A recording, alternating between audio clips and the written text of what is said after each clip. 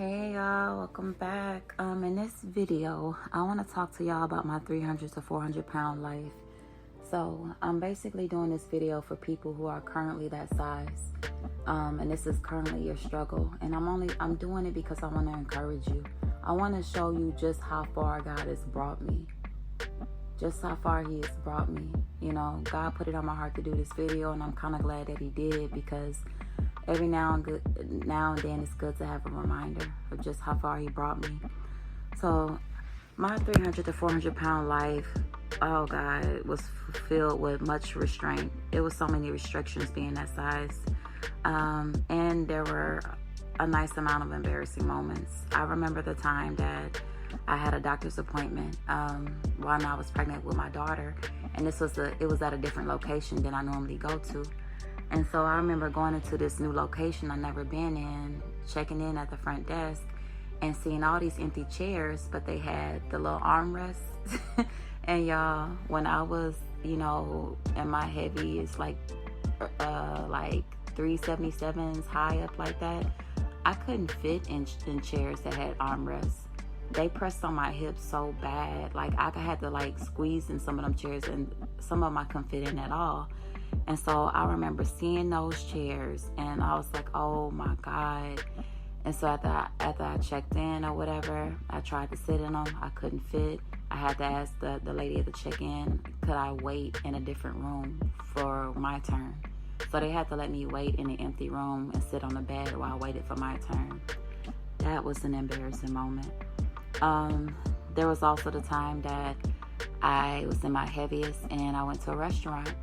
And I couldn't sit in those little chairs, even the ones without the armrest, because they were too hard and they would always bother my sciatic nerve with all that extra weight I had on me pressing on my nerve on that hard chair.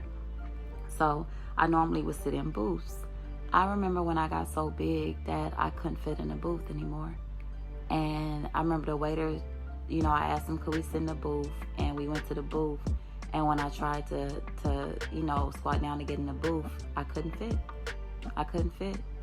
And I was so embarrassed, and I tried to play it off and just act like I didn't want to eat there no more. But I know people noticed. I know they saw, and it made, oh God, y'all, it was so embarrassing. It was embarrassing. And then, oh God, another big moment was when I could no longer fit into Lane Bryant clothes. Y'all, Lane Bryant has been my store for the longest. And I remember when I needed some pants real bad, and I went to go get some. That's my store, y'all. So I went to go get some pants from them. And at the time, I don't know if this has changed now, but at the time they didn't go past a size 28, I think. That was then. I don't know what it is now, but I couldn't fit their pants. I tried on the biggest size pants they had, and I couldn't fit them. And I felt like I hit rock bottom when I could no longer fit their clothes, and I had to go get some pants from, I think, Dress Barn or something like that. Good. And then anytime people would invite me places I didn't really want to go, even the stuff I wanted to go to, I was hesitant. I needed to know where the location was, because this is the thing. When I was that size, I couldn't stand up for too long. I was pregnant with my daughter. I had my sciatic nerve issues. It always felt like someone was literally stabbing me in the back with a knife in my lower back. That's what it felt like with my sciatic nerve issues and all that extra weight. So I couldn't stand up for too long, and I couldn't sit in a hard chair or whatever. So I remember when people invited me places, most times I didn't really have much to wear, so I would be concerned about not having much to wear, because it was hard to find clothes I could fit. And then I would be concerned about if they would have a chair I could actually fit in when I got there. This was the type of stuff I thought about when people invited me places. What could I wear that they hadn't already seen me in, and would they have a chair that I could actually fit in? These were the thoughts I had. Then I remember with my daughter, I was not able to sit on the floor and play with her for long periods of time because I had so much weight on me, and it was too painful for me with that sciatic nerve issue and all that weight pressing down, sitting on a hard floor. And it's bothered me so much because before I had my daughter, I spent so many years watching other people's children, babysitting other people's children, working in a nursery and daycares and chasing other people's children around and crawling around with them. And here I am with my own daughter, and I couldn't do that with her, you know? So I had so many limitations, and I just, I don't know, I felt stuck, y'all. And I remember when I felt like I finally saw myself for the first time in a long time. And I tried to lose the weight like I mentioned in the previous video. But when I tried, I failed because of my health issues. I wasn't able to exercise, and I just felt like, okay, I can't even exercise. And I just felt stuck. I felt stuck. So I had so many restrictions.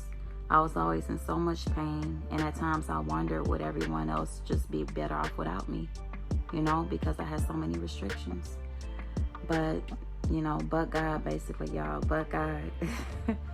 I remember when I finally cried out to him for help. And see, I went to church, you know, on a regular basis, but my relationship with him wasn't what it needed to be, because I was still carrying guilt from something I did. I was carrying guilt from a sin I committed, and I felt like until people in the church forgave me, that God wouldn't forgive me. You know, until people in the church treated me differently, then, you know, I couldn't really go to God. That's how I felt. And so I felt like I had to earn his forgiveness. But in truth, the moment you ask God for forgiveness, he remembers it no more immediately, you know? And so, I don't know, something about this particular day, I just finally broke down, and I poured my heart out to him, and I talked to him about what a mess I made out of my life, and how far gone I let myself go, you know, and how I tried to lose it, and you know, I messed up my body, and, you know, I broke down everything to him, everything that was wrong in my life. It just felt like it couldn't be fixed. I want you to understand.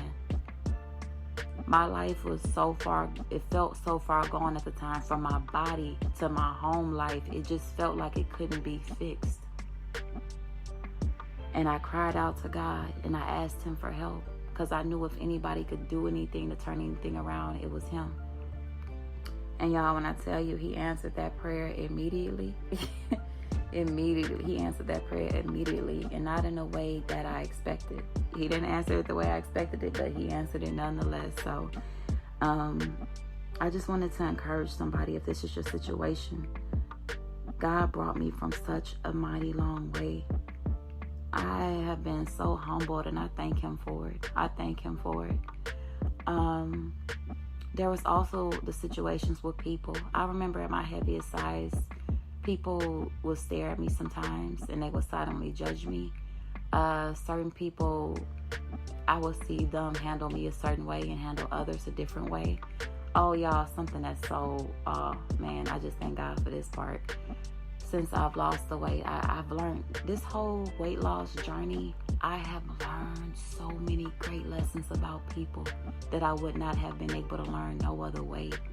It's people that barely talk to me when I was my heaviest that go out of their way to talk to me now. It's people that loved me when I was my heaviest that act like they don't even see me now.